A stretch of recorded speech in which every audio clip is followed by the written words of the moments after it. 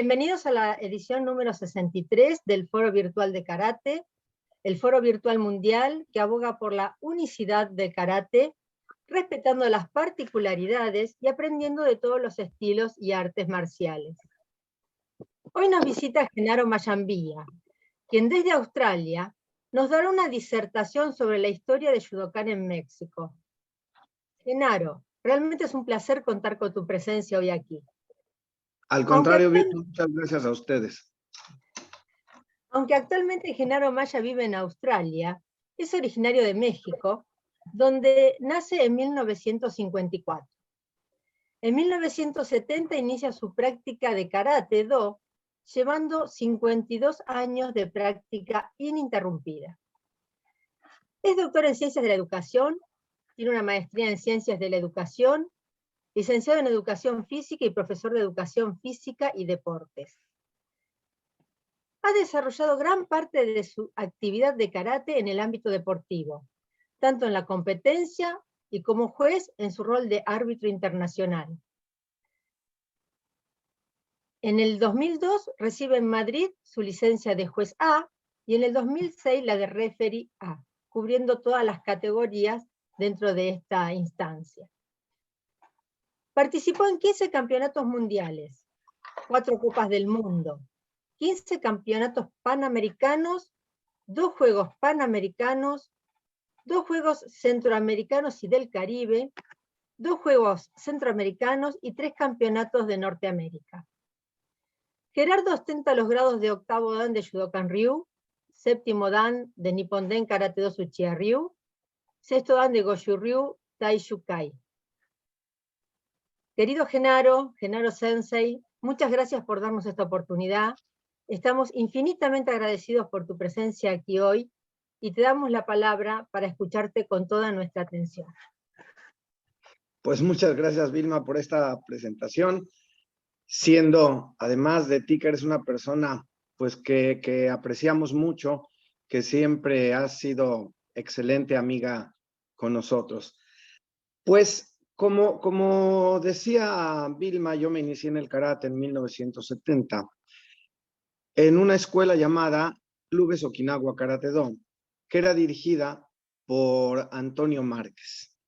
Antonio Márquez había sido alumno del maestro Toyama Kanken. El maestro Antonio Márquez nace el 29 de febrero de 1932 y prácticamente él es el pionero del karate Judokan en México. Él inicia su práctica de judo con el maestro Daniel Hernández en México, que era un maestro muy reconocido, donde obtiene el segundo dan. En julio de 1958 llega a México un señor llamado Nobuyoshi Murata, que era segundo dan de Shito Ryu, y él va enviado por la compañía Takeda, en donde él venden equipos médicos para hospitales. Le piden al maestro Nobuyoshi que les enseñe karate, ¿no? En diciembre de 1958, Nobuyoshi Murata hace una exhibición y el 31 de enero de 1959 se inicia el primer grupo de karate en México, en el cual se encontraba Antonio Márquez. Este club se llamaba Nichihoku Kaikan. Para esto, el profesor Márquez ya tenía un dojo de judo, ya que él era segundo dan de judo, y empieza a practicar karate con el maestro Murata. Por motivos de trabajo, Nobuyoshi Murata tiene que regresar a Japón y en 1962, Antonio Márquez, que se había quedado sin maestro, decide hacer su primer viaje a Japón. En esta ocasión, él había sacado algunos datos, algunas referencias de a quién visitar, y de esta manera va a varios dojos de diferentes estilos. A mí alguna vez me comentó el profesor Márquez que todos lo recibieron bien, que todos lo trataron muy amablemente, pero que con quien se sintió mejor fue con el maestro Toyama Kanken. Él me contaba que llamó en su mal inglés por teléfono para hacer una cita y quedó de verse a las 4 de la tarde en el dojo del maestro Toyama. Él llegó puntualmente, ¿no? Y lo recibió en esa ocasión Isao Ichikawa, que era el instructor ayudante del maestro Toyama Kanken en ese momento. El maestro me contaba que la clase consistió en ponerse en Shikodachi y hacer una interminable hora de sukis. Izuki, Izuki, Izuki. Cuando esto acabó, le dijeron, bueno, pues que le vaya muy bien, nos vemos mañana. Él salió pues consternado porque decía, vine a Japón a hacer una hora de sukis, o sea, no es lo que yo quería. Sin embargo, bueno, él se va a su hotel, todo maltrecho como acaba uno después de mantenerse en Shikodachi tanto tiempo, y al otro día está listo para la siguiente sesión. Al siguiente día llega, al igual lo reciben cortésmente, y la clase cambia un poco, y hay un poco de kata, un poco de kumite, en el cual él también participa. Al tercer día le dicen, bueno, pues usted ha pasado las pruebas que para nosotros eran importantes, que eran la puntualidad, número 1, la paciencia y la disciplina. Entonces, pues bienvenido. Y él entabla una buena amistad con el maestro Isao Ichikawa, que en aquella época debe haber tenido 28 años, una cosa así. 27 años debe haber tenido el maestro Ichikawa en esa oportunidad.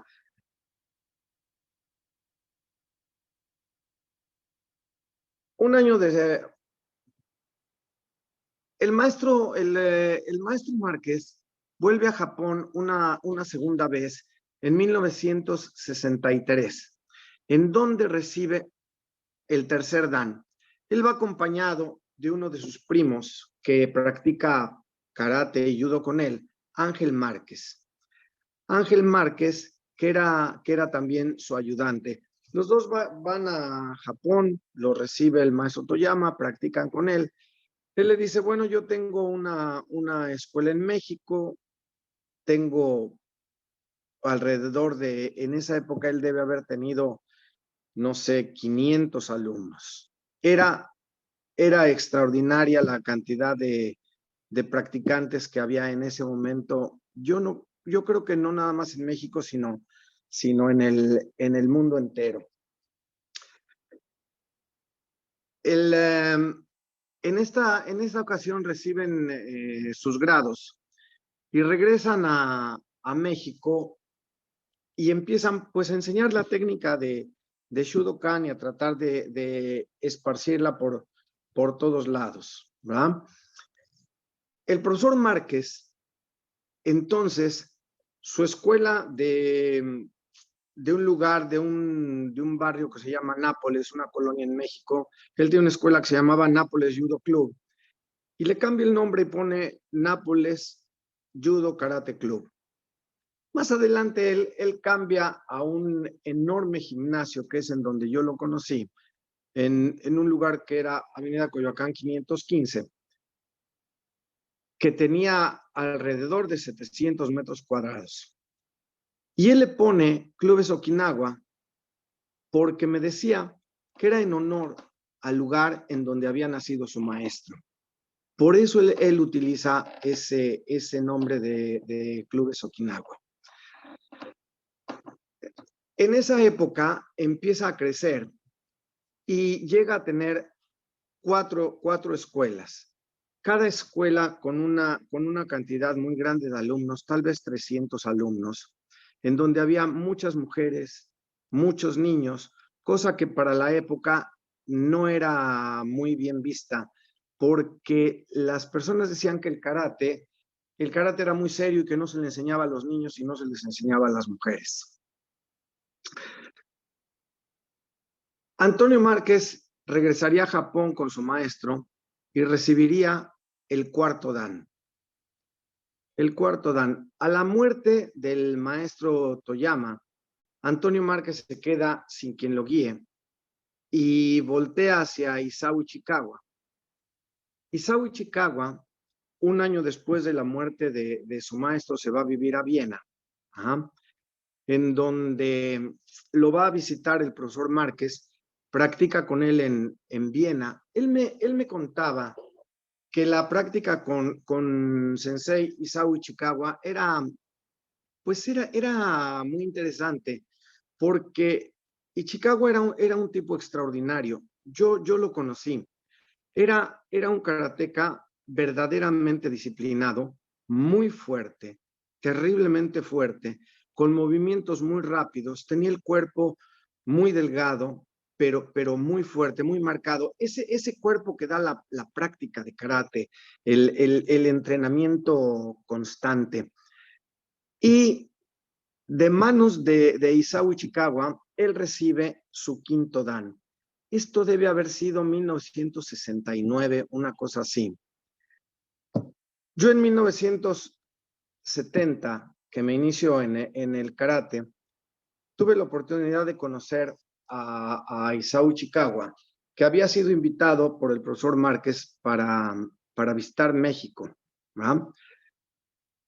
Yo me acuerdo de muchas cosas de Isao Ichikawa, que era una persona muy amable, era una persona muy cortés, muy disciplinado y tenía una habilidad extraordinaria. La escuela de Okinawa no tenía el techo muy alto y el sensei Ichikawa saltaba y hacía yoko-geri de lado y casi se pegaba al techo. Uno lo veía hacer las katas, uno lo veía hacer los ejercicios y de verdad era una persona que impresionaba. Yo me acuerdo que él siempre tenía una tablita a la que le estaba pegando constantemente, ahora sí que como loco. Y tenía dos nudillos marcados terriblemente y yo le decía que parecían frijolitos. Y él en el español ajaponesado me decía frijolito y se reía, ¿va? Frijolito y se reía. Una de las veces que estuvo en México, el profesor Márquez lo hospedó en su casa. El profesor Márquez tenía una casa de 2 pisos y Isao Ichikawa se quedó en el piso de arriba. Ellos tenían una exhibición al siguiente día y cuando yo llegué, me dijo el profesor Márquez, un poco a manera de broma, me dijo, es que no sé qué le pasa, está loco. Le digo, ¿por qué, maestro? Me dice, desde las 3 de la mañana está levantado pateando el piso y haciendo kata y haciendo sukis. Entonces, lo que pasa es que el maestro Ichikawa era muy comprometido, tenía una exhibición y quería hacerlo perfecto. Entonces se paró a las 3 de la mañana y entrenaba para que su exhibición saliera lo mejor posible.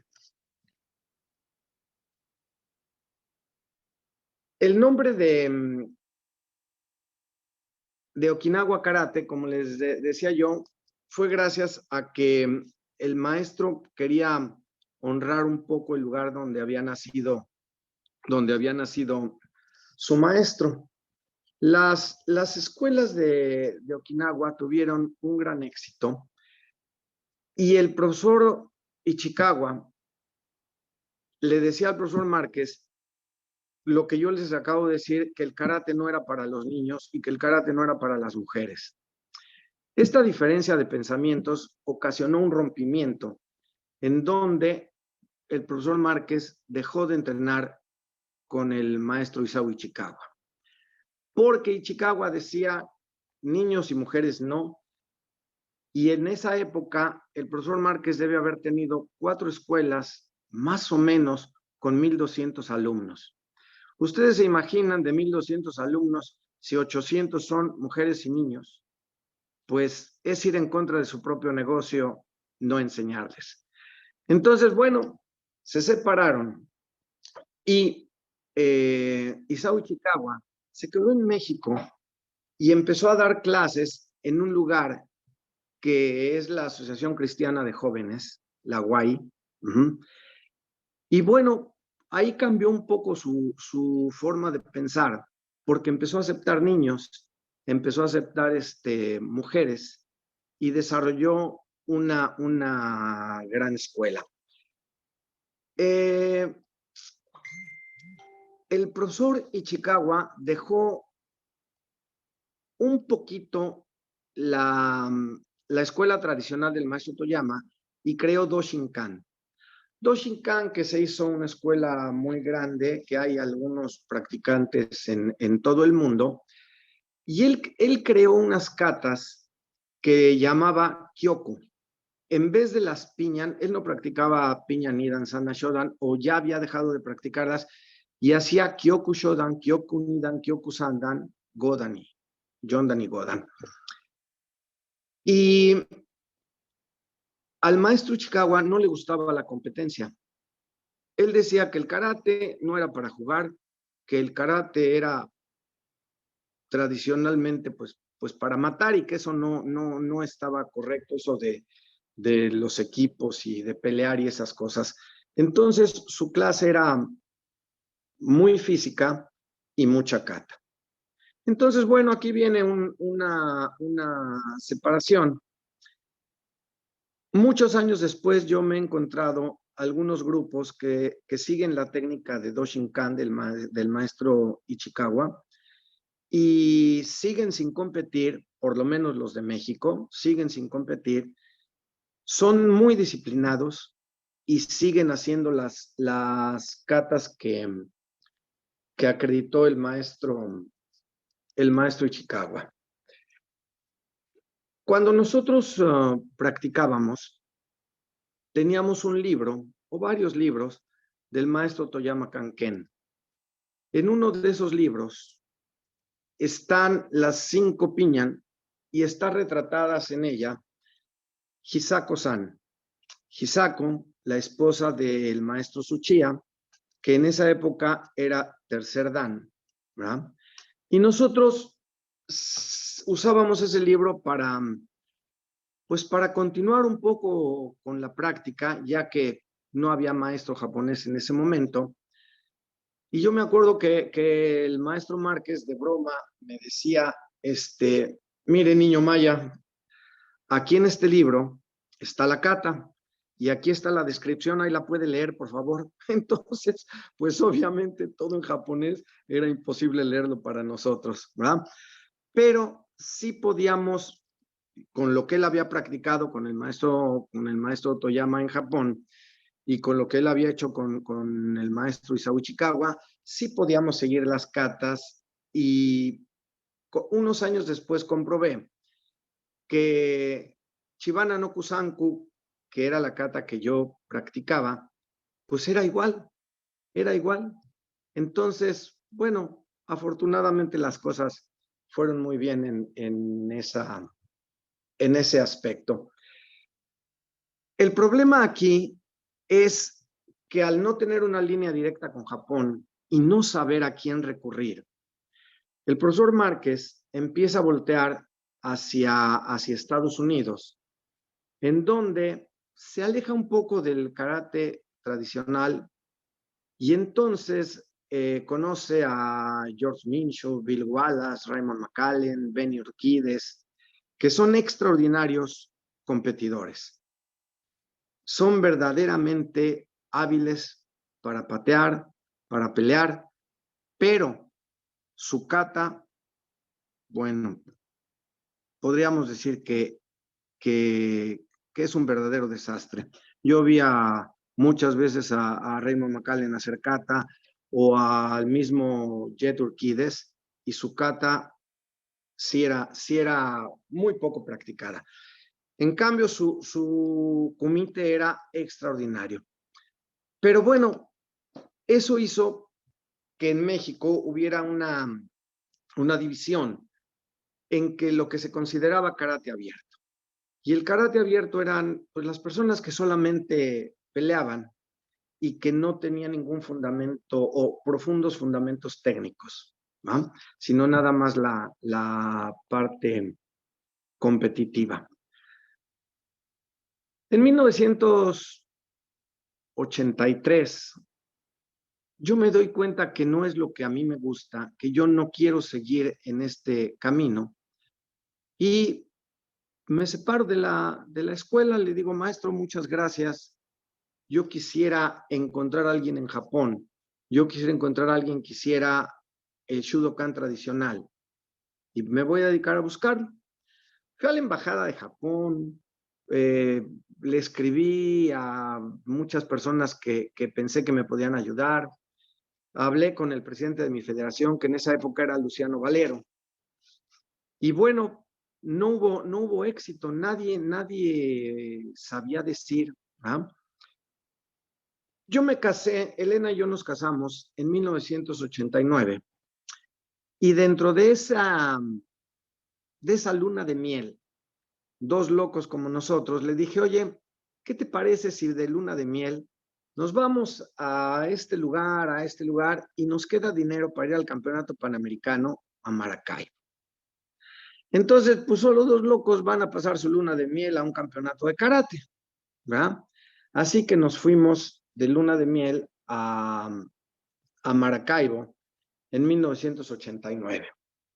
En Maracaibo, yo iba a tomar el curso de arbitraje y Elena, pues, fue considerada como invitado VIP, cosa que para mí, con el tiempo, iba a marcar una gran diferencia en mi vida.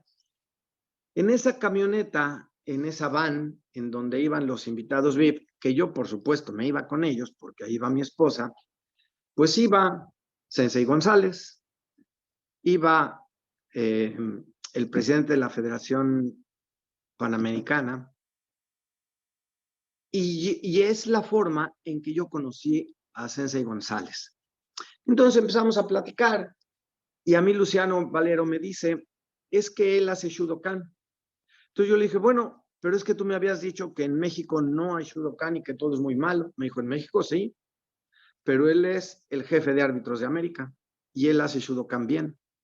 Dije, o sea, sí existe mi estilo, que me habías dicho 1000 veces que no existía, pero ahora resulta que sí existe. Sí, dice, pero González entrena bien y es alumno del maestro Suchía.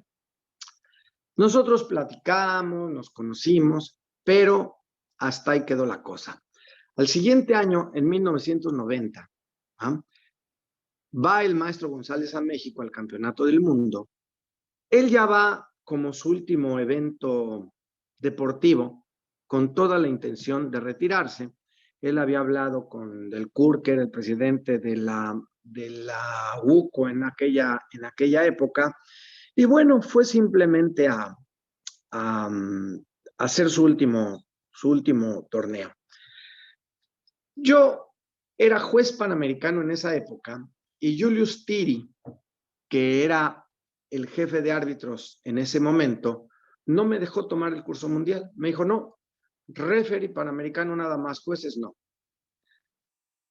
Julius Tiri también sería una parte importante en mi vida porque mucho tiempo fue el jefe de árbitros, pero la Comisión Mundial estaba formada por el doctor Jacoichi, por Tommy Morris y por Augusto González. Y los auxiliares, uno era Julius Tiri, otro era Boutros y otro no me acuerdo quién sería, debe haber sido alguien de Japón. Pero yo tengo un maestro que es a veces un poco rudo, a veces nada más. Y entonces, cuando el señor Julius Tiri quería opinar, mi maestro, bueno, pues le decía, usted cállese que no sabe karate, y cosas de esas, ¿verdad? Entonces, bueno, la verdad es que sí, Sensei González pues es una enciclopedia de karate, es un tipo muy brillante, muy brillante. Y sí tenía razón, pero creo que la forma en la que él lo dijo nos dejó un enemigo terrible, porque nosotros, Elena y yo, un día hicimos examen para juez de cata, sacamos 100 en el examen, hicimos la cata, nos pedían 2 catas de otros estilos, las aplicaciones, y al final nos dijo, los felicito, todo está muy bien, pero me gustaría que tuvieran otro año de experiencia, y nos reprobaron.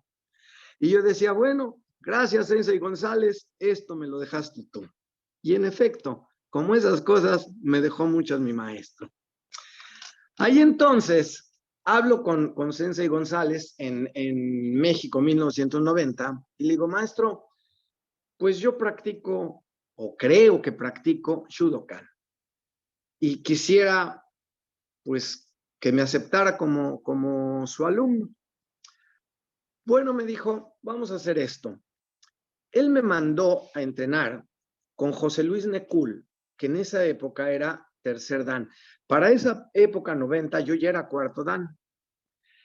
Y José Luis y Héctor Bocá Saavedra nos ayudaron enormemente. Cuando uno va al campeonato del mundo, uno sabe lo pesado que es estar en el torneo. Y uno lo que quiere hacer a la salida es irse a su casa o irse a su hotel, acostarse, ir a cenar, ir a bañarse. Sin embargo, José Luis y Bocás nos veíamos, nos recibían alrededor de las 8 de la noche, entrenábamos en la azotea de su hotel y ahí aprendí yo las catas que hacía el maestro Suchía, el maestro González, 5 piñán, 3 naifanchin y pasaidai. Cuando acabó el entrenamiento, toda la semana que estuvieron, Sensei González me dijo, bueno, Genaro, tiene usted que practicar esto un año y nos vemos en un año en Argentina. ¿Ah? Sí, maestro. Y como locos empezamos a entrenar todo esto. En esa época, el maestro Suchía entrenaba con Kinjo Sensei, por lo que el estilo que hacía en ese momento se llamaba Kenshukai, y era un estilo un poquito más corto de movimientos porque el maestro era más bajito, ¿verdad? Pero el concepto de karate estaba muy claro y muy bien cimentado. Nosotros practicamos religiosamente como nos había pedido el Sensei González, y al siguiente año fui a Argentina, ¿no? Fui a Argentina y le dije, pues maestro, aquí está, pero no me recibió, sino que llegó Miguel Cravero y me dijo, váyase con Miguel a Rosario una semana y luego nos vemos. Me fui con Miguelito una semana a Rosario. Y bueno, entrenábamos todo el día, a todas horas. Éramos como 2 locos. Yo me acuerdo que una de esos días, el automóvil de Miguel se descompuso y en el taller mecánico hacíamos kata, ¿verdad? O sea, dos locos de karate. De regreso a Buenos Aires, vuelvo a ver a José Luis Necul, Miguel Cravero, estaba Taborda, Juan Carlos Taborda, ajá. Estaba el maestro Oshima, ajá. Estaba Hugo Aloe, que iba un grado adelante de nosotros. El maestro González me dijo, yo le puedo reconocer tercer dan, pero no cuarto dan. Luego entendí por qué, pues porque sus alumnos en esa época eran terceros danes. Entonces, pues uno no puede llegar a una organización y decir, con permiso, ¿verdad? No, eso no está razonable. Entonces, fui con todos ellos, con José Luis, con Miguel, nos graduamos el mismo día, nos dieron cuarto dan a todos, a Hugo Aloe, quinto dan. ¿Ah? Y bueno, me regresé a México y a compartir los conocimientos con todo el mundo que se pudiera. Hicimos seminarios, fui con mis alumnos a Guadalajara, y todo el que quería aprender lo que yo estaba haciendo, yo lo compartía. El objeto era que el Shudokan tuviera más, fuera más conocido. Y el problema era que en la Federación Mexicana de Karate, no sé cómo haya sido en otros países, pero el Shudokan era muy mal visto. Decir Shudokan era, yo hago karate, pero no hago karate. Yo como que quiero hacer karate, pero esto no tiene pies ni cabeza. Eso era el Shudokan en México. Hasta que yo conocí a Sensei González, que era un tipo muy duro para el entrenamiento, con muchos conocimientos, con una profundidad enorme, pero muy duro. Estábamos entrenando y apenas uno empezaba el movimiento y se oía esa vocecita que decía no, no y no. Y Genaro, no. Pero Genaro, es que tú no me entiendes. Y yo decía, la verdad es que no sé qué quiere, ¿no? Pero gracias a esa disciplina, pudimos desarrollar un karate sólido, un karate firme, un karate estable, y pudimos ser unos buenos representantes del estilo. Pudimos presentarnos en todos lados, ¿verdad? En todos lados con lo que él nos había enseñado y la gente nos veía bien. Empezó a cambiar el concepto del Shudokan en México. Cuando yo me salí de la escuela de Okinawa, yo me acerqué a la federación y mi primer seminario fue con Isao Nakamura. Isao Nakamura, maestro de Goju Ryu, con quien luego yo practicaría 20 años, ¿verdad? Goju Ryu. Y yo le preguntaba, en esa vez, pues era mi primera vez que la primera vez que yo lo veía, le decía, a ver, Isao, en mi escuela decimos onegaismas y no decimos os. ¿Eso está bien o está mal? No, me decía, eso está bien. Japón, onegaismas, muy bien, y os también. Entonces me empezó a explicar las diferencias, ¿verdad? Le decía, oye, nosotros hacemos así, ¿eso está bien? Y me empecé a dar cuenta que nuestro estilo no estaba mal. Lo que estaba mal era la gente, el concepto que la gente había desarrollado, que ese concepto yo lo aprendí con Sensei González. Esa idea de la técnica, la estructura de la técnica, la forma de la práctica, eso lo aprendimos más con Sensei González. De esta manera, pues seguimos caminando por el karate de Shudokan, ¿verdad? Tratando de compartirlo con todo el mundo. En el 2004 hicimos nuestro primer viaje a Japón a conocer al maestro Hideo Tsuchiya. El maestro Hideo Tsuchiya, hagan de cuenta que es como primo o como hermano de Isao Ichikawa en esos conceptos. Entrenaba así de fuerte. Era un tipo, o es un tipo, que es impresionante, ¿verdad? Vilma puede confirmar lo que yo les estoy diciendo. Tiene unas manos que cuando lo agarran, uno piensa que lo está agarrando una pinza, una tenaza, algo así. A mí me gusta siempre retar un poco las cosas y me decía, a ver, vamos a hacer unas aplicaciones. Me decía, Genaro Suki, y yo le decía, pues yo le tiro duro, ¿eh?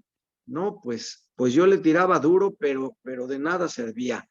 Me tomaba, me agarraba, me volteaba y todavía tenía la cortesía de preguntarme, Genaro, ¿qué le duele? Pues todo. No sé si me va a zafar el brazo o el hombro o la mano. O sea, no sé por dónde empezar. Y así sacaba una aplicación, otra aplicación, otra aplicación. Y entrenar con él es muy agradable porque dice, es que este movimiento lo tiene la kata que quieran, Piñan Sandan. Pero también esta otra kata y esta otra. Entonces tiene uno que ir y conocer un poco de kata para poder entrenar con él. Entonces por eso Sensei decía, yo no quiero que vengan los principiantes, que venga Quinto Dan nomás, porque si no, no se puede. Pues sí, de alguna manera tenía razón. No se puede entrenar porque hacía referencia a todas las katas. Y cuando uno no las conoce, pues difícilmente puede seguirle el paso. Nosotros regresamos muy contentos de Japón, habiendo conocido a su esposa, a la señora Hisako, que pues yo la había visto en los libros. Yo había seguido esas katas que ella hacía, ¿va? Pero ahora ella ya con nosotros por lo menos no hizo nada de karate, nada más con el maestro Tsuchiya. Y con los alumnos, él tiene unos alumnos avanzados que se reúnen los domingos y entrenan 5 o 6 horas, ¿verdad? Y se pasan todo el día haciendo kata, haciendo aplicaciones, pues se van a sus trabajos y así es la práctica. Nosotros regresamos a México, pues a tratar de enseñar más, porque la impresión de Sensei Tsuchiya, pues era muy grande y muy buena, muy agradable.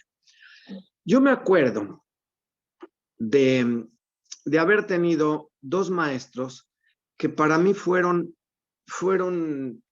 una referencia muy importante. Uno fue mi maestro de voleibol en la Escuela de Educación Física, el profesor Gorraes, que en una época fue director del comité del Centro Deportivo Olímpico Mexicano, y el otro fue el maestro González.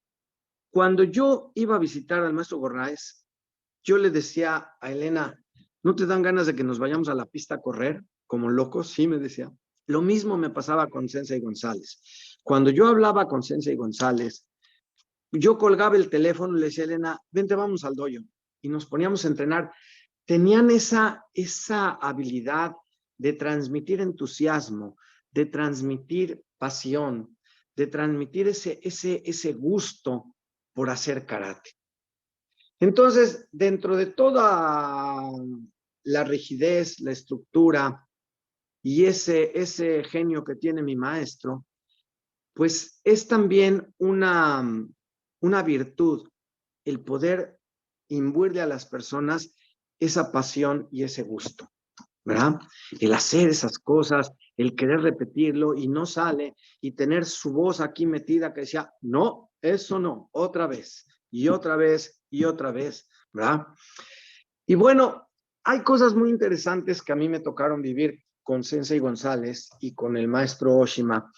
Una de ellas fue cuando estábamos en este proceso del entrenamiento.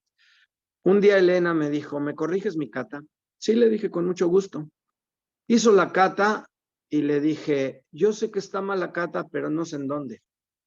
O sea, yo sé que está mal, pero no sé qué tornillo apretar, ¿verdad? Entonces, le tomé una película, ¿verdad? Le tomé una película y me fui a Argentina. Me fui a Argentina, llegando a Buenos Aires, lo primero que hice fue ir a la casa del maestro Oshima. Le dije, maestro, a ver, tengo esta película. Dígame usted qué le debo corregir a Elena. En el primer movimiento me dijo, esto está mal, esto está mal. Yo saqué una hoja y escribí alrededor de 20 correcciones que me hizo el maestro Oshima. Las guardé y me fui a Mar del Plata a ver a Sensei González. Yo me acuerdo que estábamos en la parte de arriba de su casa, en el cuarto de la televisión, y pusimos el video. Y entonces, las mismitas cosas que me dijo que me había dicho en Buenos Aires el maestro Oshima, me las dijo el maestro González. Eso a mí me impresionó. Me dijo, esto está mal, esto está mal, esto está mal. Las mismas hojas, las mismas cosas en mi hoja, las había repetido. Yo aprendí entonces algo muy importante. Se necesita también nivel para corregir. Se necesita nivel para darse cuenta. Y se necesita maestro. Uno, hay cosas que tal vez pueda descubrir, pero llevan muchos años, mucho tiempo. El tener un maestro facilita ese camino, acorta ese camino. Cuando yo vivía en una ciudad en México llamada Querétaro, y hubo una vez un campeonato internacional de golf. Y el presidente de la Federación Mexicana de Golf, en una entrevista dijo, vamos a tener un seminario de golf. Y es muy importante porque el que no se corrige, el que no tiene maestro, lo único que hace es perfeccionar sus errores. Y yo lo comprobé tanto con el maestro Oshima, que siempre fue una excelente persona conmigo, un tipo agradable, noble, educado, paciente, ¿verdad? Que esa idea de la corrección me la dejaron muy clara. Y nada más se puede corregir cuando uno entrena. Cuando yo conocí al maestro González en México, me dijo, Genaro, tenemos algunas reglas en nuestra escuela. La primera es que aquí todo el mundo entrena, desde el maestro Suchía hasta el cinta blanca. Todo mundo entrena siempre. Entonces, ese concepto del gran maestro que se queda sentado, revisando, y cada vez está más, más gordito, digamos, ¿verdad? Entonces, ese concepto para mí cambió. Ser maestro, enseñar, tiene que ir acompañado del hacer. No importa el nivel que uno pueda tener para hacer, porque a veces el físico no nos permite, las lesiones o cualquier cosa, pero indiscutiblemente hay que hacer. Solamente el que practica puede corregir.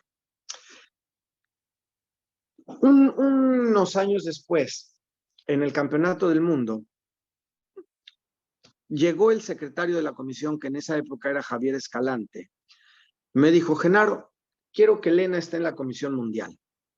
Me hace falta una mujer de su calidad, de su capacidad, y quiero que esté, pero te hago la aclaración, va a ser muy difícil para ti, porque tú eres un maestro, pero te vas a enfrentar a muchos comentarios desagradables.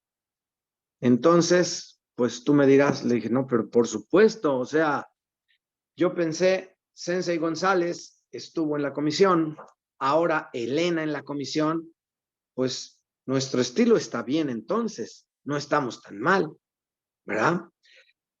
Y así es como entra Elena a la Comisión Mundial. En la Comisión Mundial tiene, dentro de sus compañeros está Concasis.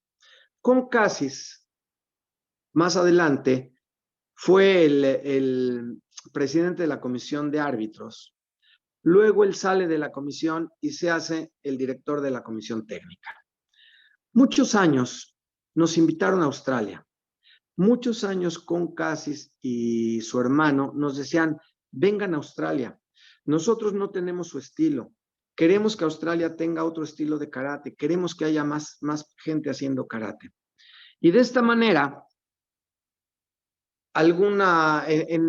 cuando llegó el momento, platicamos Elena y yo y dijimos, mira, pues ya los muchachos acabaron la universidad, ya los muchachos no tienen compromisos, vamos a plantearles. Planteamos la idea y los dos dijeron que sí. De esa manera nos vinimos a Australia. Ya estando aquí en Australia, empezamos a platicar con Concasis acerca de nuestro estilo. Nosotros le decíamos, Queremos que el estilo Shudokan esté dentro de los estilos oficiales de la Federación Mundial. ¿Qué hay que hacer?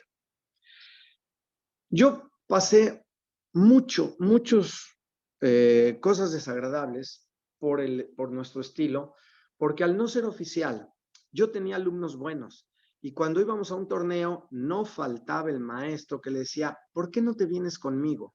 Yo hago karate oficial, y tú no. Y eso, pues también tenía su atractivo, hacer karate oficial de la Federación Mundial. Entonces, para nosotros, el luchar porque entrara el Shudokan a la Federación Mundial era una cosa muy importante. Poco a poco fuimos madurando el asunto, hasta que un día Concasis me dijo, bueno, necesito algunos documentos, algunas referencias, en los cuales Vilma me ayudó porque gracias a ella tuve más información que pudimos mandar. Ajá. Elena reunió también información. Había que comprobar algunas cosas de las catas, había que comprobar alguna cosa de la historia, y había que explicar para la comisión técnica quién era el maestro Tsuchiya, ya que ellos pues ya no lo habían conocido cuando él cuando él estuvo dentro de la Federación Mundial, porque pues pasa el tiempo y la gente se olvida. Sin embargo, con todos los documentos que nosotros mandamos, y mandamos una lista de 6 katas donde estaban Chibana no Kusanku, que es una kata de nuestro estilo, Oyadomari no Pasai, Kiano Chinto, Kishimoto no Kusanku, Kiano Wanshu y Suri Seisan. De esas 6 katas, las otras no tenía caso porque ya estaban. Entonces, repetir una kata que ya está en la lista oficial no tiene sentido. La comisión se reunió en Italia, ¿verdad? Y aceptaron la propuesta. Y a finales de ese año, en diciembre del 2017, salió la nueva lista de katas, en donde ya decía las katas que nosotros habíamos propuesto. Esto a mí me pareció que fue un gran paso. Tal vez no había las condiciones en otro momento, porque el maestro Tsuchiya lo pudo haber hecho, o el maestro González, pero tal vez en ese momento las condiciones no eran apropiadas para hacer una propuesta. Cada momento es diferente, y tal vez para nosotros sí fue el momento adecuado, y pudimos hacer algo por nuestro estilo que va a beneficiar a muchísima gente. Porque cuando nosotros competíamos, teníamos que elegir una kata de otro estilo. Entonces, teníamos que elegir la kata, no sé, Goju Shuho, pero de Shito Ryu, o Seisan, pero de Goju Ryu. Y así tuvimos que ir haciendo siempre katas de otro estilo. Y una vez que logramos que nuestro estilo estuviera dentro de la Federación Mundial en las katas oficiales, pues eso hizo que cualquiera de nuestros alumnos, no solo los de México, en todo el mundo, pudieran participar en sus federaciones con las propias katas del estilo, ¿verdad? Ahora en México tenemos más practicantes del estilo Shudokan.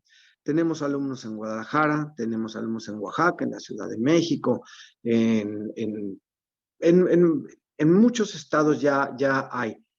Y hubo más personas que se dedicaron a difundir este karate. Entre ellos, como lo había yo mencionado, el maestro Ángel Márquez, que fue el ayudante de su primo Antonio, pero bueno, él un día se separa y crea una organización de nombre Toyama, en honor al maestro Toyama, ¿verdad?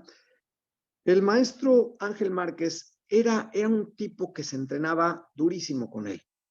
Él hacía clases de hora y media, y la primera media hora era de acondicionamiento físico, abdominales, lagartijas, sentadillas, todo lo atlético. Y luego era ese tipo que decía con el corazón en la mano, ¿verdad? Era muy agradable entrenar con Ángel Márquez.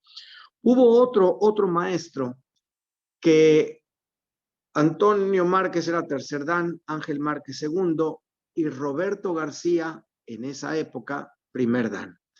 Roberto García, otro apasionado del karate, creó una organización que se llamaba Clubes Shudokan. Clubes Shudokan. Era tanta la pasión y la admiración que él sentía por Isao Ichikawa, que a su hijo le puso el nombre de Isao, ¿no? Y a su hija le puso Michiko, Helen.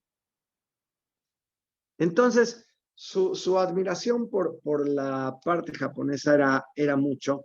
Y bueno, el día de hoy, todos ellos, bueno, Antonio Márquez falleció, Ángel Márquez falleció, Roberto García sigue y los alumnos de ellos. Entonces, nosotros esperamos que ahora el Shudokan podamos difundirlo aquí en Australia.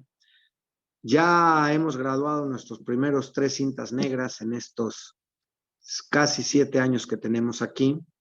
Tenemos un alumno que se fue a China que tenemos esperanza de que por allá tenga también un pequeño grupo. Y más o menos así es como se ha desarrollado la historia del Shudokan, en la que pues me tocó vivirla de primera mano, ¿verdad? No sé si tengan ustedes alguna pregunta. Les agradezco mucho el haberme escuchado. Y si hay algo que pudiera yo contestar, con todo gusto. Bien, muchísimas gracias, maestro Carlos Maya. Fue muy interesante escuchar su historia, realmente un poco apretada, pero con mucha información. Y bueno, somos hermanos de práctica, porque nosotros también, yo nací en Shudokan, en la Asociación Cristiana de Rosario, Argentina, con el maestro Cravero y Pizarro en ese momento. Actualmente estoy en Kenshukai. Quienes deseen hacer preguntas, comentarios, les pedimos que se vayan anotando, levantando la mano. En este momento, Sensei Pimentel ha pedido hablar. Por favor. Adelante. Bueno, Carlos, agradecido por tu exposición y tan ricos acontecimientos que endulzan nuestros oídos por tu experiencia, por tu vasta experiencia. Desea preguntarte, nomás que por conocimiento y curiosidad, ¿cómo es el título ese que vos, dentro de tu presentación inicial, es octavo dan de, o más que el grado no me interesa tanto, pero sino saber el origen de lo que es el Shudokan Ryu y el Suichia? El Suichia Ryu lo conozco por el maestro Suichia, que lo conocí personalmente, pero más que nada el Shudokan Ryu, ¿cómo es esa separación que existe entre una línea o dos cosas que me hacen ruido, ¿no? O que me llaman la atención? Realmente no hay una gran diferencia. Cuando los alumnos se separan y crecen, pues hacen sus organizaciones. Esta organización la dirige Carlos Castillo Coronel, a quien yo conocí en España. Carlos dirige Shudokan Ryu. Entonces, después de todo el trabajo que hicimos, y él nos ha ido siguiendo también en todos estos trabajos, cuando se logró lo de la Federación Mundial, él me dijo: Genaro, a mí me parece que ese es un trabajo muy importante y yo quisiera darte un grado de mi escuela, ¿va? Y me otorgó octavo dan. Entonces, de su escuela, tengo octavo dan, de mi maestro, del maestro Suchía y del maestro González, que es mi escuela original, tengo séptimo dan, ¿verdad? Y bueno, con mi maestro de Goju Ryu, sexto dan. Entonces, así es como fue. Pero Carlos Castillo fue alumno del maestro Suchía hace muchos años. Entonces, bueno, se separó por algún motivo, se fue a España, siguió practicando y ahora tiene esta organización, que tiene varios países. Él está radicado en Brasil, pero vivió muchos años en España y tiene alumnos en Argentina, en Brasil, en España, que son los que yo conozco, ¿no? Y practica el Shudokan que él aprendió con el maestro Tsuchiya.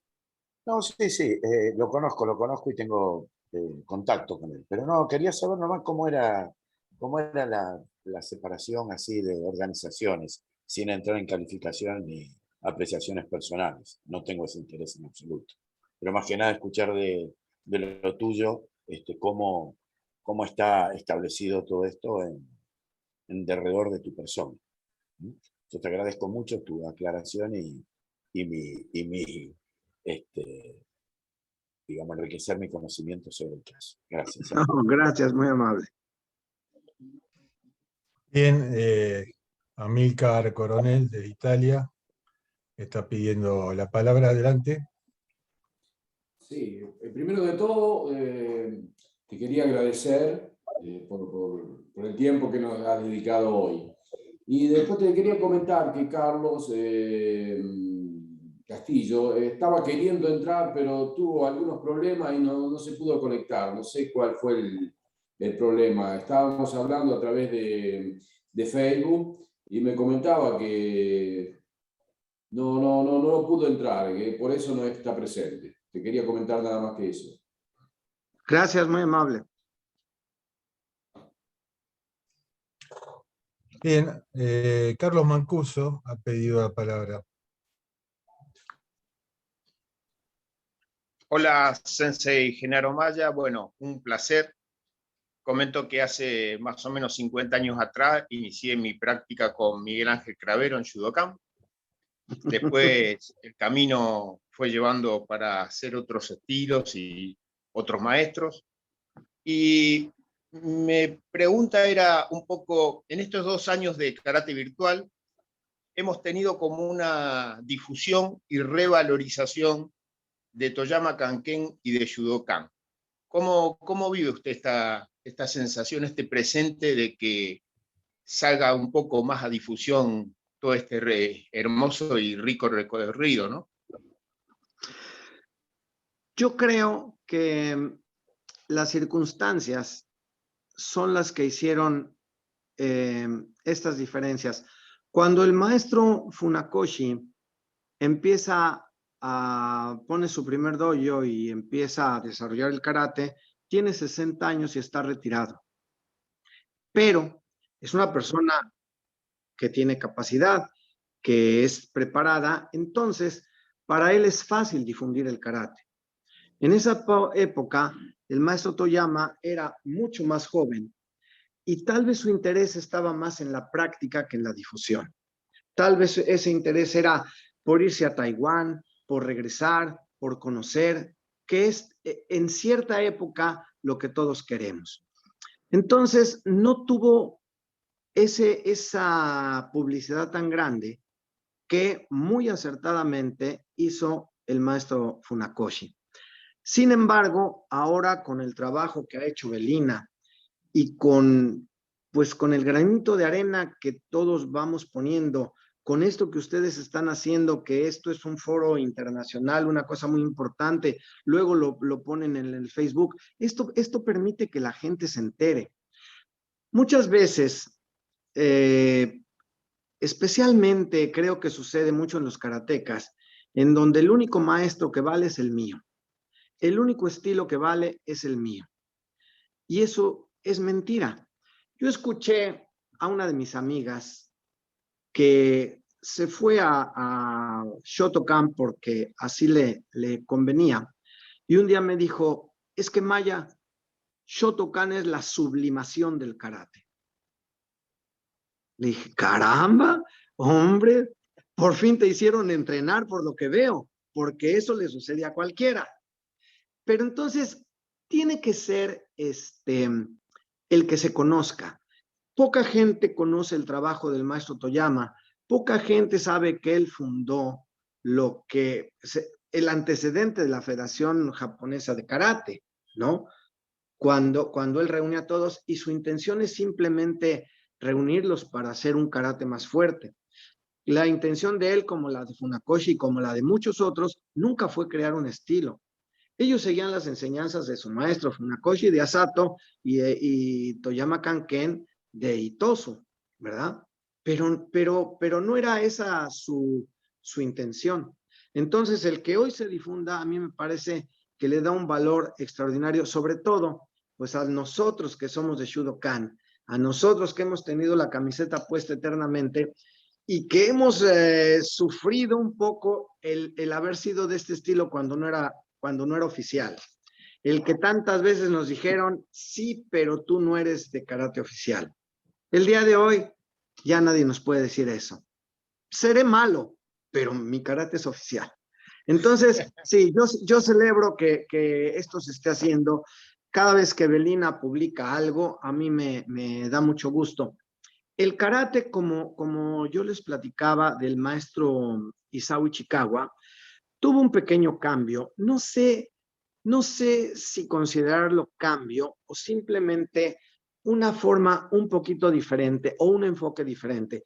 Porque también cuando uno tiene ciertas raíces es difícil cambiarlas. Creo que eso no es no es posible así tan fácil. Entonces, el enfoque que le dio tal vez un poquito diferente, pero lo mismo ha pasado con el maestro Tsuchiya. El maestro Tsuchiya, pues, ¿qué sucede? Que la gente crece, que la gente madura, que la gente piensa, y entonces, pues, quiere poner sus ideas.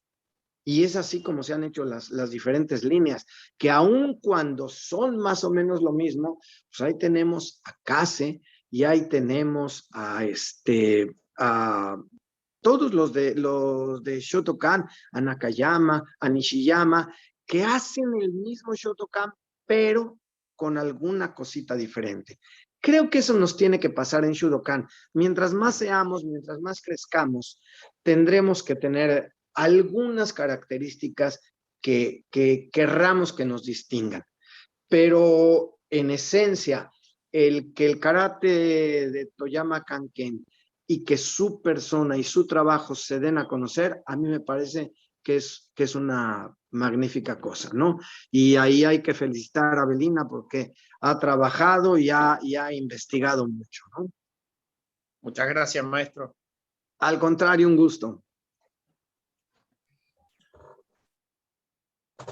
Yo tengo una pregunta que, bueno, al saber que usted está viviendo, radicado, está en Australia, siendo de México, y tiene toda la intención de hacer la difusión de Karate Shudokan en Australia, casi como una misión está. La pregunta que yo le quería hacer es, ¿cómo está el karate en Australia? ¿Qué difusión, qué interés tienen en ese país? Bueno, Australia es un país realmente muy pequeño. Tiene alrededor de 25, 28 millones de habitantes. Y la oferta de deporte es enorme, enorme. Uno puede hacer aquí fútbol, rugby, básquetbol, voleibol, natación. Y eso hace también que haya menos demanda de karate. Sin embargo, se está practicando. El nivel de Australia en el mundo apenas se está consiguiendo. Australia es uno de los países que en cierto momento tuvo una cantidad muy grande de árbitros mundiales, lo que hace pues que se haya difundido el karate. Entonces, sí hay interés, pero va uno un poco más despacio, un poco más despacio. En ese aspecto es un país joven en donde le hace falta todavía desarrollo. Los dirigentes que hay tienen tal vez cuarto, quinto dan, pudiera haber de más, pero en esencia es un karate joven en todos los estilos. Entonces, pues no es igual que en Argentina, que tienen novenos danes y que tienen toda la escala prácticamente, ¿no? O España, ¿no? O Francia. Entonces, hay gente que, pues que está trabajando, pero necesita tiempo. Necesita tiempo, pero pues es la misión, hacer que haya más karate, hacer que haya más gente interesada y sobre todo más gente que se beneficie. Cuando uno sabe los beneficios del karate, cómo cambia el cuerpo, cómo se llena uno de salud, cómo es uno fuerte, cuando uno ve a Sensei Tsuchiya, que uno dice, ¿cómo puede ser posible que alguien que tiene hoy casi 90 años pueda brincar, pueda hacer kusanku, pueda dar chibana e ir hasta el suelo y del suelo brincar y caer en shuto? Uno dice, o sea, eso es extraordinario. Bueno, para los que hacemos karate es más o menos normal. Nosotros lo vemos como más normal, ¿no? Porque es nuestra actividad. Pero comparado con el resto del mundo, eso no es normal. Eso es extraordinario. Y Sensei Tsuchiya es ese tipo de persona. Muchísimas gracias. Sí, es cierto. Coincido que es importante dar a conocer los beneficios y los valores del karate. Edgar Brenes ha pedido hacer una pregunta y luego Vilma. Sensei Genaro, en los libros de Sensei González, en el de Keiko y en La sombra del karate de Suri, él menciona algo muy importante de la historia de nuestro estilo de karate Shudokan, que es de dónde se obtuvo el nombre de Shudokan, y que me gustaría que de su mano nos lo contara, porque para mí es una parte muy importante. ¿De dónde se obtiene el nombre de Shudokan?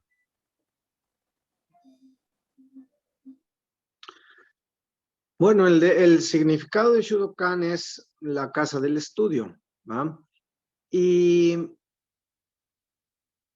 más bien son los alumnos los que le han dado el nombre a los estilos, con la idea de tener una identidad.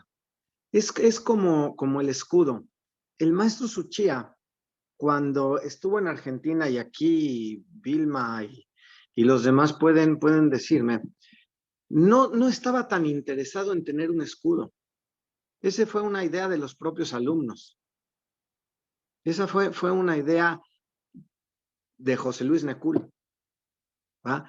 Y luego, bueno, vinieron algunos cambios y entonces ya se utilizó otro escudo con el que decía Tsuchiya Ryu.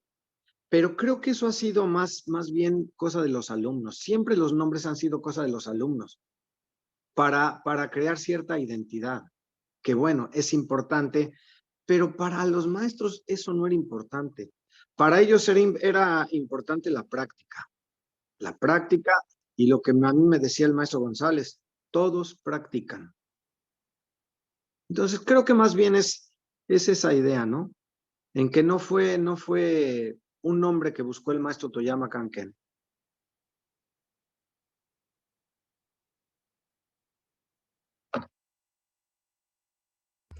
Bien, muchas gracias. Adelante, Vilma.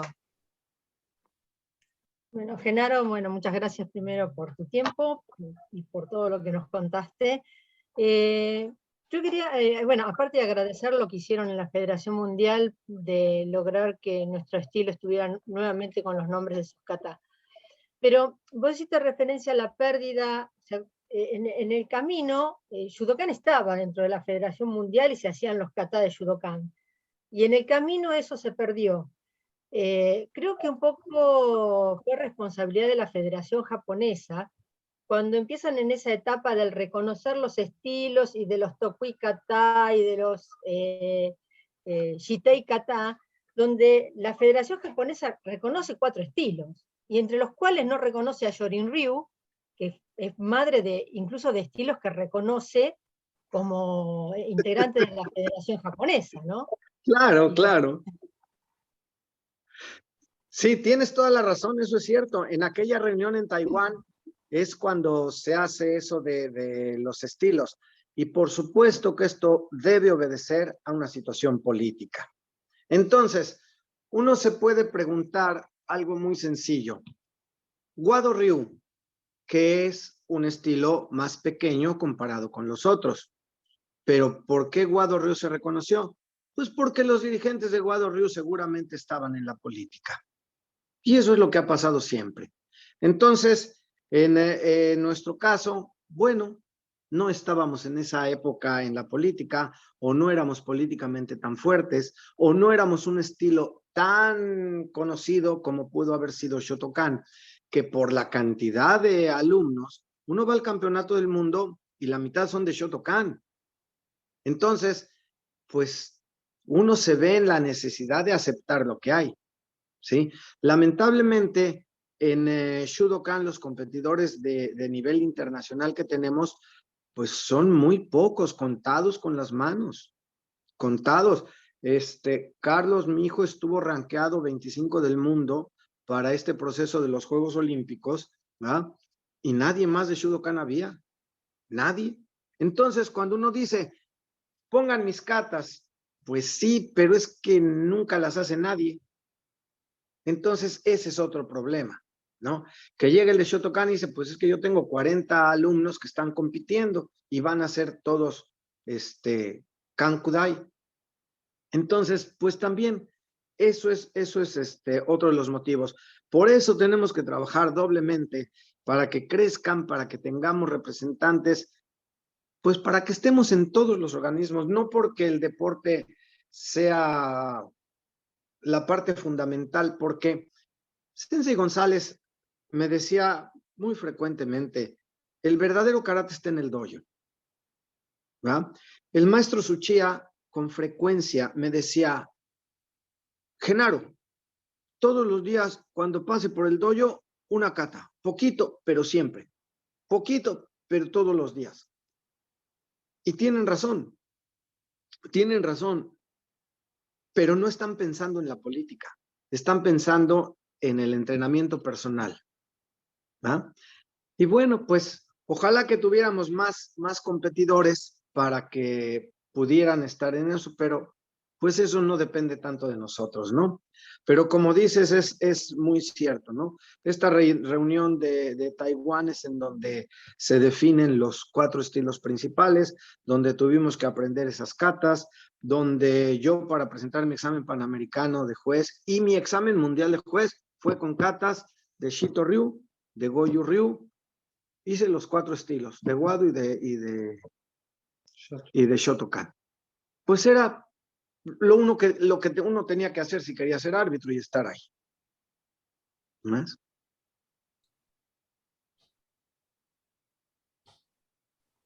Sí, es así, es realmente. Creo que, bueno, Shotokan por ahí, lo que fue derivando de Toyama Kanken y siguió lineamientos en general de más trabajo de dojo y menos de competencia. Y además el desdoblamiento del nombre, o sea, la pérdida de la identidad de Shudokan en nombres de distintas escuelas, cosa que no hizo Shotokan, porque a pesar de pertenecer a distintas líneas de distintos maestros, siempre mantuvieron el Shotokan. En cambio, en Shudokan no fue así. Creo que eso también quitó un poco la perspectiva de la dimensión que tiene la descendencia de Shudokan en el mundo. Claro, claro, muy cierto. Sí. Gracias, Genaro. Bien, Gabriel Bacalor ha pedido la palabra. Por favor, adelante. Bueno, Genaro Sensei, solamente para mencionar el agradecimiento y la importancia que tiene para nosotros su presencia aquí hoy en Karate Virtual. Intentamos desde este espacio poder siempre promover los distintos aspectos del karate. Ha estado con nosotros Patrick McCarthy para hablarnos del Koryu, Andy Quast para hablarnos de historia, gente del deporte como Antonio Díaz o Lucio Martínez, y hoy para nosotros es un honor que usted nos aporte su experiencia y conocimientos del Shudokan. Y en este sentido, usted mencionó acerca de la influencia que tiene muchas veces la política, según entiendo, donde restringe, a su entender, el desarrollo de un buen karate. Y mi pregunta sería respecto de su visión del futuro. ¿Cómo usted proyecta, cómo usted desea que sea karate y que sea la enseñanza del karate y la práctica? Y me gustaría si pudiera contarnos un poco acerca de su visión, su proyección de cómo se debería desarrollar karate de cara a los próximos años. Y muchas gracias. Gracias, Gabriel. Yo creo que el karate debe convertirse en una actividad diaria para el que le gusta, para el practicante, porque tiene una enorme cantidad de beneficios que todos conocemos y necesitamos que eso se vaya transmitiendo. Por otro lado, los eventos de karate, necesitamos hacer algo con eso. Algo porque el que vio una pelea ya vio todas. El que vio una kata ya vio todas. Menos los locos como nosotros, que somos apasionados, que queremos ver a todos. Pero para un papá, para la mamá, para la abuelita, veo que la llevan a un torneo y ve 40 katas, se quiere volver loca. ¿Qué pasa con Taekwondo? ¿Cómo se ha desarrollado el Taekwondo tanto? No sé si ustedes hayan visto al equipo de exhibición olímpica de Taekwondo. Es impresionante, ¿verdad? Salen 20 muchachos que corren y hacen su exhibición es romper tablas, pero brinca 4 metros para arriba, o sea, se suben unos, lo avientan, da la vuelta, rompe la tabla, cae, pega a la otra, hace 3 patadas al mismo tiempo, o sea, es verdaderamente atractivo. Nosotros tenemos que hacer algo que sea atractivo. Yo me acuerdo alguna vez alguien que hizo un torneo y vistió a los competidores con unas mallas rojas y con unas mallas azules. Todo completo. Y además había luces. Entonces se veía la pelea espectacular. O sea, se veía un hombre completamente azul y un hombre completamente rojo. Entonces era claro lo que pasaba. Tenemos que buscar una forma para la difusión que sea atractiva y no la hemos encontrado. No la tenemos todavía. No sabemos qué hacer. Teniendo tantas cosas, una de las cosas, por ejemplo, más apasionantes y más atractivas es el Bunkai. El Bunkai es realmente vistoso y es karate serio, es karate formal. Entonces, creo que ahí ese tiene que ser nuestro trabajo. Buscar cómo hacer esto popular. Pero popular me refiero a que la gente quiera ir. Nadie quiere ir a ver karate. Si ustedes van al campeonato del mundo, las gradas están llenas de competidores. Por ahí un papá que se equivocó y se metió ahí en vez de a la cafetería, pues bueno, va a acompañar a su hijo, pero no. En donde hay un poco de más conciencia de esto es en Europa. Es en Europa, donde uno va a un campeonato y hay más gente, no muchísima, pero sí hay mucho más que en nuestros países. Aquí en Australia, nada, como en México, nada, ¿verdad? Y no sé, Argentina, porque yo no he ido a los campeonatos nacionales, pero sí me acuerdo del campeonato panamericano, cuando yo estuve en Buenos Aires y cuando fueron los Juegos Panamericanos, nada. O sea, la cantidad de personas que van es muy poca. Algo tenemos que hacer, algo tenemos que pensar para que nuestro deporte sea atractivo, para que ese papá diga, es que hijo, tienes que hacer eso, es que hijo, esto está bonito, y que el niño le guste, ¿verdad? Que diga, papá, es que yo, mira lo que están haciendo, vamos a hacer eso. Tenemos que encontrar esa fórmula, yo creo. Tenemos que ver cómo hacernos atractivos, ¿no? Muchas gracias, Sensei. No, al contrario, muchas gracias a ustedes. Bien, Amílcar Coronel, perdón, está pidiendo la palabra. Dale, Cacho. Ok, con respecto a eso que decía, una vez hablando con Pierluigi Aschieri, que es el comisario técnico de la Nacional Italiana, me dijo, imagínate el fútbol. Cuando juegan las categorías inferiores o los chicos, ¿quién va a ver? Va a ver o las novias o los papás que le dicen quebrarle la pierna al otro y nada más. Él dice que con el karate pasa más o menos lo mismo, hasta que no se llega a un nivel de profesionalidad muy alto, va a seguir haciendo así.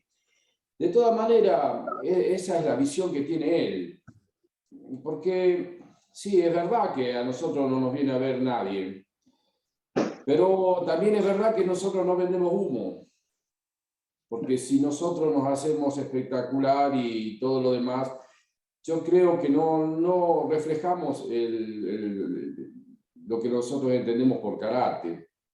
Y cuando uno se vende, después es muy difícil entenderlo como una forma educativa, como que uno le saca valor a las cosas que realmente tienen valor dentro del karate, dentro de la práctica del karate. No sé si vos compartís mi idea, ¿no?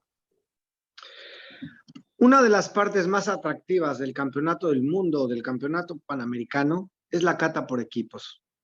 La kata por equipos tiene la kata en sí que se está ejecutando y luego la aplicación de la kata. Eso es lo más atractivo de un torneo. Toda la gente quiere ver kata por equipos. En eso, los mismos competidores, los mismos árbitros, todos ponen atención. Cuando viene la competencia, ahí la cosa cambia. Cuando viene la kata individual, pues uno sabe que Toño Díaz lo va a hacer muy bien y que va a volver a ser campeón panamericano, o Akio Tamashiro, ¿verdad? Que uno dice, pues ya sé que va a ganar. ¿Ah? Pero el equipo creo que es un atractivo muy grande, que no pierde su esencia de karate, en donde, bueno, también hemos visto al entrenador de Japón que el bunkai que hace el equipo japonés de repente está completamente fuera de la realidad. Es una parte vistosa, atlética, pero que para mí, como árbitro, no refleja la kata. O sea, esos saltos que dan y eso no refleja la técnica que está dentro de la kata, que además es muy rica. Un movimiento de karate se puede aplicar en muchas formas, 4, 5, 6, 10 formas diferentes. Eso es lo que puede tener valor. Ese karate que sí es formal, ese karate que es aplicable y que es muy atractivo. Eso es lo que a mí me parece que en lo que deberíamos enfocarnos, ¿verdad? Que eso sí es espectáculo, pero no pierde su esencia, ¿sí? Creo que pensamos igual y para mí sería eso, que fuera ese karate formal. ¿Sí?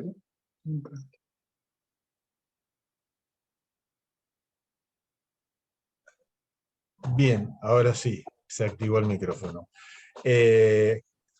Sensei Gerardo Pimentel, por favor, active el micrófono, adelante. Sí, yo quisiera aportar algo a lo que están los dos exponiendo y que me parece que puede ser algo que no se ha arreglado a través desde que se configuró la práctica sistemática del karate. Creo, a lo mejor esto puede dar lugar a que podamos abrir un debate o una exposición para aquellos que puedan tenerla más clara que yo, pero creo que en un principio, hablando con Kinjo Sensei, en alguna vez él me dijo, o me escribió más que me dijo, en donde convivían tres órdenes históricas que planteaban lo mismo, pero desde intencionalidades o visiones distintas, que uno era la llamada tradicional, otra llamada educacional o formativa y la otra la deportiva, que se estaba dando en un mismo tiempo y espacio. Yo creo que hoy esas tres situaciones hacen de que abracemos un territorio en el cual a lo mejor en determinado momento lo que se plantea como karate competitivo puede ser que esté en el territorio netamente de lo de show o espectáculo, porque es lo que el público va a consumir. Entonces, no discriminás o no seleccionás o no elegís lo que podrías definir como espectáculo o el karate verdadero, qué sé yo, no sé. Pero yo supongo que en un tiempo yo he considerado que los tres conviven en un mismo espíritu y que es la satisfacción por ejercer el movimiento por la vida misma, por la necesidad de que un ser humano necesita expresarse. Ahora bien, si lo hace tradicionalmente, que para darle una definición, no es porque yo tenga la verdad de lo que es tradición, porque hasta el día de hoy trato de entender solamente a través de cómo siento y puedo perpetuar ese movimiento a través del tiempo, puedo definirlo como tradición, otra definición no tengo. Podría decir que se conviven en un mismo tiempo y espacio y este tipo de situaciones están planteadas dentro de lo que podríamos definir lo más agradable para observar como show, en una escuela lo más educacional y formativo que puede tener un chico para encontrar lo que podemos como educadores plantear desde nuestra perspectiva. Y desde el territorio instructivo o educativo, ver distintas alternativas que tiene algo, como que se estudiaba antiguamente para definirlo como un cochicín, es decir, estudié lo viejo para entender cómo es lo moderno, pero yo creo que estamos en un territorio netamente todavía no tan bien aclarado como para poder definirlo a veces ante estas situaciones. Lo digo más que nada como para plantear un debate para el día de mañana o para el momento que concibamos que puede ser. Porque para mí particularmente, lo que nos une en esos tres espacios es el espíritu. No podemos decir que el tipo que estudia karate tradicional tiene más espíritu que el educador o el educador más espíritu que el competidor. No, yo creo que eso es inherente a la naturaleza humana. Quería aportar eso, no sé si hable de algún debate, y si he herido alguna susceptibilidad, pido disculpas, que no fue mi intención. No fue mi intención. No, yo creo que es un planteamiento muy, muy válido, y el aspecto deportivo es un foro principalmente para los jóvenes, en donde al ir creciendo uno pierde esa pasión o ya no tiene ese interés de la competencia, ya no tiene ese interés de probarse, ya no quiere demostrarle a nadie nada. Entonces, el día de hoy lo que yo quiero es ir a mi tatami y hacer mi kata y hacer la aplicación y hacer los movimientos y que mi cuerpo lo haga lo mejor posible. Enseñarlo, transmitirlo, compartirlo con aquel que quiera recibirlo, pero la parte deportiva va perdiendo ese valor que una vez fue tan importante. Cuando todos hemos tenido 17 años, queremos pelear, queremos ser los campeones, queremos que nos aplaudan, queremos estar en el foro. Cuando pasa el tiempo, todas esas pasiones se acaban, ¿va? Así como en el Senado se supone que está conformado por los viejos, que ya no tienen esas pasiones, que ya no tienen esas tentaciones, que ya pueden ser más honestos. Algo así creo que pasa con el karate.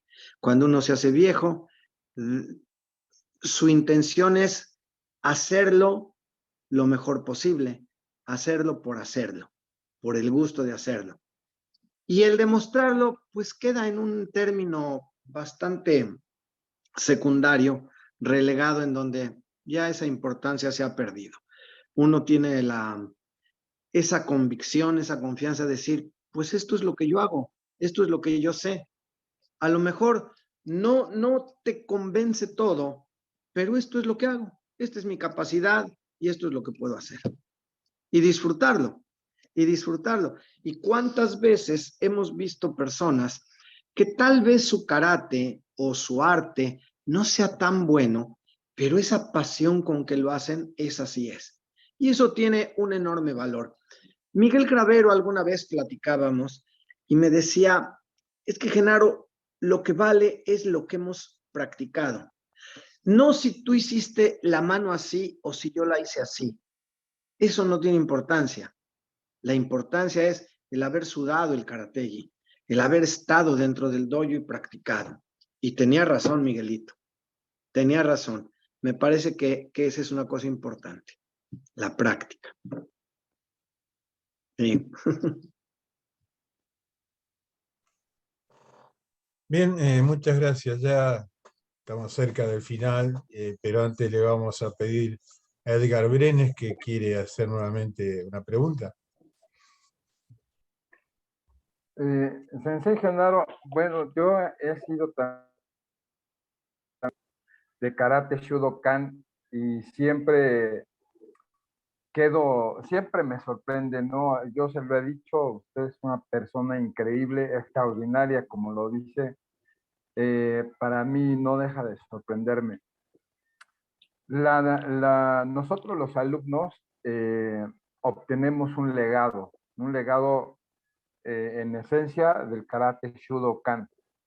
Pero no está por demás también mencionar la parte política de Shudokan, donde ya es reconocido como un estilo mundial oficial. ¿Qué tan viable sería para nuestro estilo, para todos los que estamos aquí, para todos los que difundimos el estilo, para los que enseñamos el estilo, el formar una federación internacional de Shudokan que pudiera permitirnos a todas las sedes en el mundo el poder tener no solamente una relación de conocimiento del estilo, sino también una relación de amistad, más que de política, de amistad, de difusión, y que unos nos apoyáramos a otros estando en diferentes países. Mira, Edgarito, el poder crea ambición. ¿Quién va a dirigir esta federación? ¿Quién va a querer ser yo soy el presidente, yo merezco ser el presidente? Entonces, si somos amigos, nos podemos ver con más gusto. Yo puedo ver a muchas personas que hacen karate y los veo con gusto porque no existe ese conflicto de intereses. Entonces, este es mi karate, esta es mi escuela, estos son mis alumnos y aquí estoy. Pero difícilmente otro maestro con alumnos, con una trayectoria, va a decir, no, que Genaro me dirija. ¿Y por qué Genaro? Y yo diría lo mismo, ¿y por qué fulano? Entonces, creo que el ser amigos y mantener esa relación de amistad, creo que es más sana. Por lo menos en este momento, yo no creo que tengamos la capacidad para hacer una federación internacional, ¿no? Porque hay personas con muchos años de trayectoria, con muchos logros, que han practicado mucho y que tal vez sea hasta grosero el decir yo soy el presidente de. Entonces creo que aquí parte de la amistad es más valiosa, ¿no? En donde en un foro como este todos podemos platicar y nos podemos ver y si queremos entrenar juntos podemos hacerlo y compartir nuestras diferentes técnicas y nuestros diferentes pensamientos, donde yo no te estoy imponiendo nada, que ese es algo importante. Entonces, ¿por qué voy a hacer la kata como dice fulano? Si a mí así me la enseñó mi maestro y tú guardas esa, llamémosle lealtad a tu maestro. Es que así hacía maestro y así quiero hacer. Y llega alguien y te dice, no, porque mira, eso crea un conflicto. Entonces, creo que una federación internacional necesitará un presidente. Y ahí tienes el caso de todos los conflictos que surgieron, pues un caso común entre Nishiyama y muchos otros, que cada quien creció y cada quien quería dirigir su propia escuela, quería dirigir su organización. Entonces creo que es complicado lo que planteas y que nos conviene más ser amigos, ¿no? Gracias, Sensei.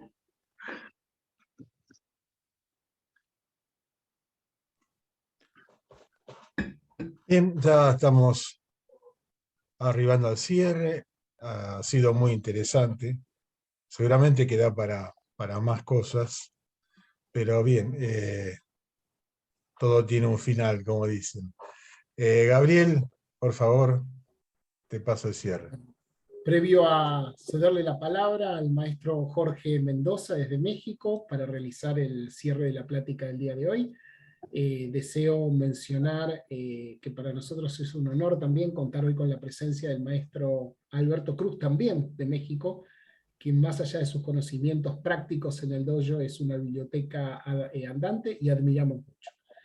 También agradecer la presencia de la maestra Claudia Victorio y de la familia Baima desde Argentina, así como enviarles saludos del maestro Alain Mordesky desde Israel, quien pide disculpas por no haber podido estar en el día de hoy, que nos seguirá a través de las redes sociales. Dicho esto, entonces cedemos la palabra al maestro Jorge Mendoza para el cierre de la hermosa presentación del día de hoy.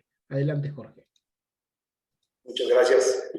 Genaro Sensei, un gusto volver a verte, volverte a escuchar. Es para muchos de nosotros un verdadero honor volverte a sentir cerca y volver a escuchar de tu boca muchos conocimientos.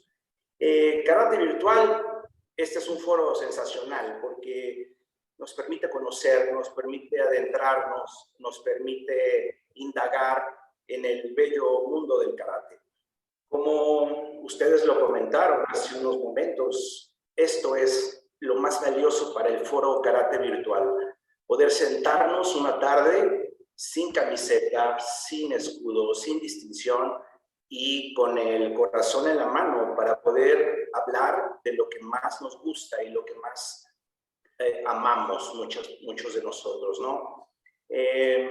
Junto con ello, pues bueno, agradecer una vez más la oportunidad de Karate Virtual por permitirnos encontrarnos, reencontrarnos después de tantos años con antiguos maestros, antiguos amigos y pues bueno, es un verdadero placer haberte escuchado el día de hoy a tantos kilómetros de distancia y que bueno, la maravilla del Zoom, de podernos encontrar cerca, ¿no? Gracias por tu tiempo, sabemos que has madrugado, gracias por tu deseo y tu oportunidad que nos regalaste el día de hoy. Y pues bueno, sin más por el momento, quiero que le brindemos un fuerte aplauso al profesor Genaro Maya.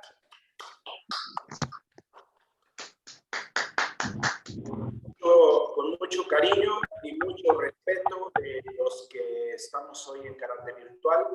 Te deseamos mucha salud y que Dios esté contigo y con tu familia, Genaro.